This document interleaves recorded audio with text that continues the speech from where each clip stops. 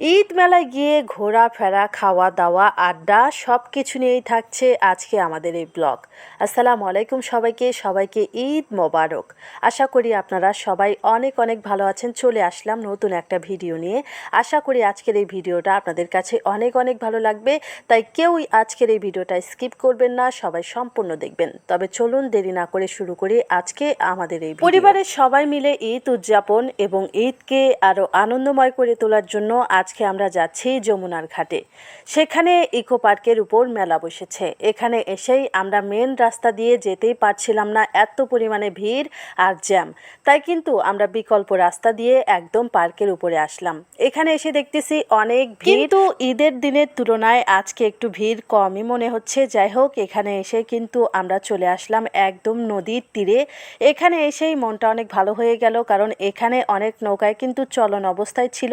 সবাই কিন্তু নদীর ওই পারে যাওয়া আসা করছিল নৌকা দিয়ে, পিসবোট দিয়ে। আপনারা এখন যেটা দেখতে পাচ্ছেন বা পার্কের যে অংশটা দেখতে পাচ্ছেন, এটা হচ্ছে নৌকা ঘাটি। এখান থেকে শুধু নৌকা ওই পারে যাওয়া আসা করে, আর যে পাশ থেকে পিসবোট যাওয়া আসা করে নদীর ওই পারে, সেই পাশটা আপনাদেরকে একটু আগে কিন্তু আমাদের বাড়ি এই নদীর তীরে ছিল। বন্যার কারণে আমাদের বাড়ি ভেঙে যায়, আর আমরা কিন্তু এই নদী থেকে এখন 1 কিলোমিটার দূরে বাড়ি করে বসবাস করছি। আমার অধিকাংশ আত্মীয় স্বজনের বাড়ি কিন্তু নদীর ওই পারে। ছোটবেলায় নৌকা দিয়ে অনেক যাওয়া আসা করতাম নদীর ওই পার, কিন্তু এখন যখন বড় হয়ে গেলাম, বিয়ে হয়ে গেছে, ঠিক তখনই কিন্তু আর বাপের বাড়িতে তেমন একটা থাকা হয় না, আর আত্মীয়র বাড়িতেও তেমন একটা যাওয়া হয় না। এখন নৌকায় চড়া যেন অনেকটা স্বপ্ন হয়ে গেছে। বছর পরে একবার বা 6 মাস পরে একবার যখন ঘুরতে আসি, তখনই কিন্তু নৌকায় চড়া হয় বা নদীর ওই পারে যাওয়া হয়। আগে নৌকায় চড়া অনেকটা নেশা ছিল যখন নদীর পারে বাড়ি ছিল, আর এখন নৌকায় চড়তে আমার অনেক ভয় লাগে। অনেক দিন হলো কিন্তু নৌকায় চড়ি না। নৌকা থেকে নেমে দেখতেছি আমার মেয়ে মাথার ব্যান্ড পানিতে ফেলে দিয়েছে। একজনকে নামিয়ে দিয়ে আমি সেই ব্যান্ডটা তুলে নিলাম এবং তার মাথায় দিয়ে দিলাম। সে কিন্তু পানি দেখলে সব কিছুই পানির ভিতরে ছুঁড়ে মারে, কিন্তু পানি দেখে সে অনেক ভয় পায়। আমরা এখন আছি নদীর একদম কূলে। আপনারা একটু পার্কের উপরের দিকে লক্ষ্য করেন, দেখেন উপরেই কিন্তু বেশি মানুষ, কূলে কমই মানুষ, কারণ অনেকেই আছে পানি দেখে ভয় পায়। এখানে কিন্তু গ্রামের মানুষ বেশি নেই, সবাই কিন্তু শহরের মানুষ। শহর থেকে যারা গ্রামে ঘুরতে এসেছে তারাই কিন্তু এখানে বেশি এসেছে। গ্রামের মানুষ কিন্তু বেশি এখানে আসে না, কারণ গ্রামের মানুষ সারাদিন ব্যস্ততার মধ্যে সময় পার করে। অনেকে এখানে আসার টাইম পায় না, সেই জন্য আসে না।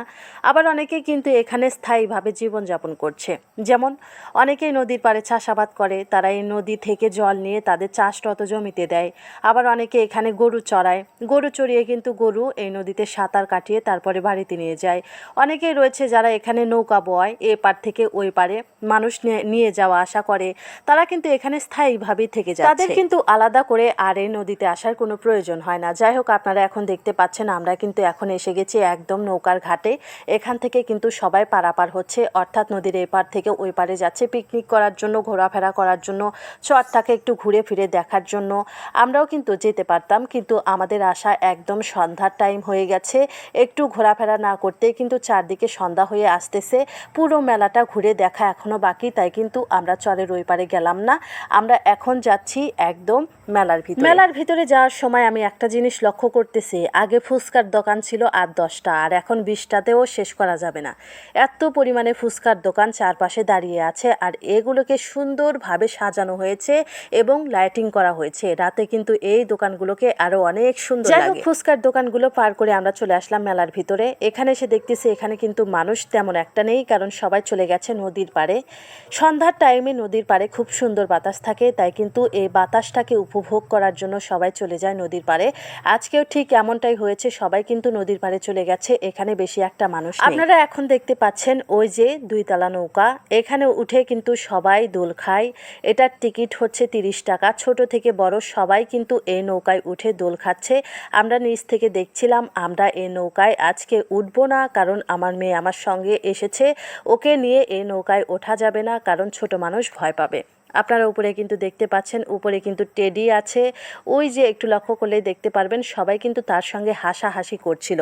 আমরা বেশ কয়েক মিনিট এখানে দাঁড়িয়ে থেকে দোল দেখলাম, আমরা উঠতে পারলাম না, তাই একটু আফসোস হচ্ছিল। যাই হোক, মেয়ের জন্য এইটুকু ব্যাপার না। আপনাদেরকে আমি একটা কথা বলতে চাই, আর সেটা হচ্ছে আপনাদের যাদের হার্টের সমস্যা আছে তারা কিন্তু ভুলেও এই নৌকায় চড়বেন না, কারণ এটা অনেক জোরে জোরে দোল দেয়। এখানে উঠে কিন্তু অনেকেই কান্নাকাটি করতেছে নামিয়ে দেওয়ার জন্য, কিন্তু যে পর্যন্ত 30 টাকার দোল শেষ না হবে সে পর্যন্ত কিন্তু এখান থেকে নামিয়ে দিবে না। যাই হোক, এখানে এসে দেখলাম সবাই লেবুর শরবত খাচ্ছে। অনেক গরম পড়েছে, তাই কিন্তু সবাই লেবুর শরবতের দোকানে ভিড় করেছে। এখানে 1 গ্লাস শরবত কিন্তু দিচ্ছে 10 টাকা করে। তারপরে আমরা চলে আসলাম মাস্কের দোকানে। এখানে কিন্তু খুব সুন্দর সুন্দর মাস্ক ছিল, সবগুলো মাস্কই কিন্তু ছিল 10 টাকা করে। তারপরে ছিল হাতের ব্যাস, এগুলো হচ্ছে ছেলেদের জন্য। তারপরে ছেলেরা অনেকেই মালা ব্যবহার করে, তাদের জন্য ছিল অনেক সুন্দর সুন্দর মালা, ছিল চাবের রিং। তারপরে কিন্তু আমরা ওখান থেকে চলে আসলাম। এই যে এখানে গরম গরম পেঁয়াজু ভাজা হচ্ছে, সাথেই রয়েছে বাদাম এবং রয়েছে গুলগুলি। অনেকেই কিন্তু এগুলো কিনে কিনে খাচ্ছে। আমার মেয়েও কিন্তু কিনতে চাইলো, পরে বললাম যে ঠিক আছে নিয়ে দিচ্ছি। তারপরে চলে আসলাম এই যে ফুলের দোকানে। ফুলের দোকানে এসে কিন্তু খুব সুন্দর সুন্দর ফুল দেখলাম। এখানে গোলাপি ছিল প্রায় কয়েক কালারের, লাল, হলুদ, সাদা। তারপরে ছিল এই যে এটা কি ফুল, চামেলি ফুল না কি ফুল আমার সঠিক মনে আসতেছে না। যদি আপনারা জানেন অবশ্যই আমাকে কমেন্ট করে জানিয়ে দিবেন। লম্বা লম্বা ডাঁটালা সাদা ফুলগুলো। তারপরে সব ফুলগুলোর মধ্যে আমার এই যে এই ফুলটা অনেক ভালো লেগেছে। এই ফুলটার নামও আমি সঠিক জানি না, যদিও আমার অনেক পছন্দের একটা ফুল। শুধু 5-6 রকমের ফুলের মধ্যে শুধু গোলাপ ফুলের নামটাই আমি এখন জানি। যাই হোক, ফুলের দোকান থেকে আমরা এখন চলে আসলাম ব্যাট বল বাঁশি পুতুলের দোকানে। এই দোকান থেকে আমার মেয়ে একটা বাঁশি নিল। তারপরে আসলাম রেস্টুরেন্টে।